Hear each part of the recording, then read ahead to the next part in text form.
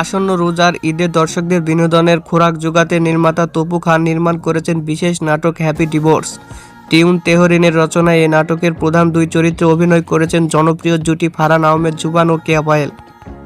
এক দম্পতির সন্তান ধারণের গল্প দিয়ে সাজানো হয়েছে নাটকটির চিত্রনাট্য, যেখানে জুবান ও পায়েলের মা বাবা ও পরিবারের সদস্যদের নানা কাণ্ড কারখানা ও হাস্যরসের মধ্য দিয়ে সমসাময়িক বাস্তবতা চিত্র তুলে ধরা হয়েছে। গত সপ্তাহে শুটিং শেষ হওয়া এই নাটকটি ঈদ উপলক্ষে ইউটিউবে প্রকাশ করা হবে।